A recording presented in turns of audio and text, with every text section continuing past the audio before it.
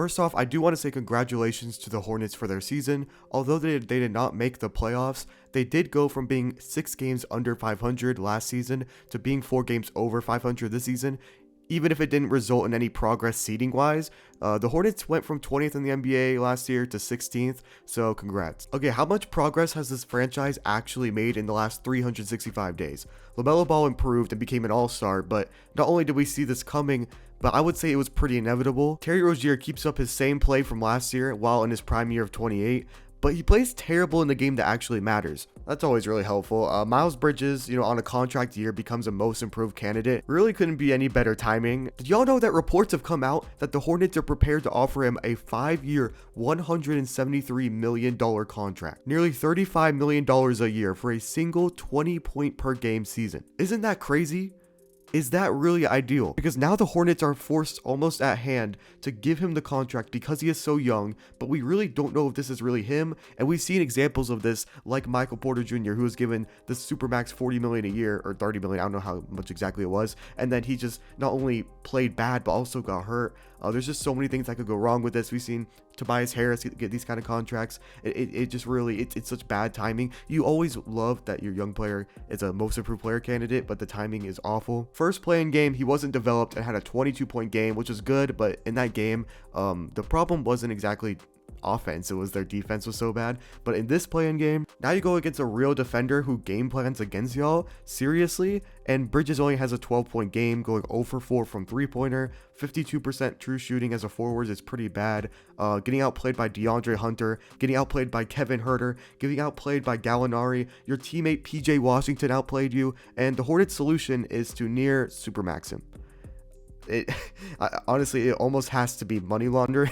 Gordon Hayward not only missed the play-in game, but only played 49 games this season, only 44 last season, and also missed the play-in last year and, this year. So I will say that compared to the Gordon Hayward contract, Miles Bridges' potential contract looks like a robbery. I hope that the Hornets have a solution to this Hayward problem, but the only one that I see surfacing around is a Westbrook trade, and that is not happening. I mean, Russell Westbrook said Vogel had a problem with him, and he gave Russ a starting spot. Now imagine James Borrego telling Russ he needs to go off the bench. That unless you buy him out, which could be a possibility. I mean, yeah, Westbrook is not going to be a Hornet. And it sucks because with LaMelo Ball on your team, you should be able to attract good wing and big free agents, which will bring me to my next topic. The Hornets have a very limited ceiling right now, and that's because a designated 1-3 defender, a guy who will guard the opposing team's best player, whether he is a point guard, shooting guard, or small forward. Every good team has this except the Hornets. I mean, when you look at the teams, Jimmy Butler, Drew Holiday, Marcus Smart, Matisse Thybulle, OG Anunoby, Lonzo Ball, Isaac Okoro, DeAndre Hunter, every team in the East has one, and definitely the West. I'm just too lazy to name them. And the Charlotte Hornets chose Cody Martin to defend Trae Young. I feel bad, man. I feel so bad. Like, it's one of those situations where he doesn't get paid enough for it. Like, like when you're working a minimum wage job and they ask you to do some extra stuff. That's kind of what Cody Martin's probably feeling right now. But the worst part is, the Hornets didn't draft for it. They drafted Kai Jones, a great big with great potential that they chose not to play. They drafted James Bouknight, a decent-looking guard prospect, but something that they weren't exactly in need of. And trying to draft good wing defenders is a lot easier than just hoping in free agency you're going to find one, unless you're looking for one like Robert Covington, who's very limited on offense, a little bit even overrated on defense, but he's definitely going to be your best defender in Charlotte. But yeah, someone like a Kawhi, I wouldn't bet on them asking out. I'd hope that you'd want to draft, especially I know Michael Jordan's your owner, LaMelo Ball's on your team. I just try and draft for it though. Michael Jordan better have a plan for whenever Hayward's contract ends, because if y'all do end up getting a Mikal Bridges type player though as a wing in free agency next to Miles Bridges, it will be very scary. Also, I do not understand how the Hornets don't have a decent big.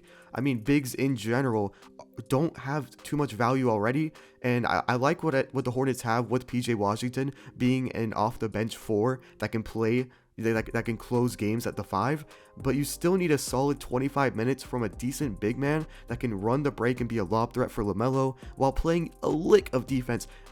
Actually, that's not true. Y'all need an anchor on defense as a center. My suggestion would to be go after any of these 5 centers: Andre Drummond, Zubac, Isaiah Hartenstein, Mo Bamba, Moses Brown, and yeah, Moses Brown. All 5 would be good additions, at least better than Plumlee.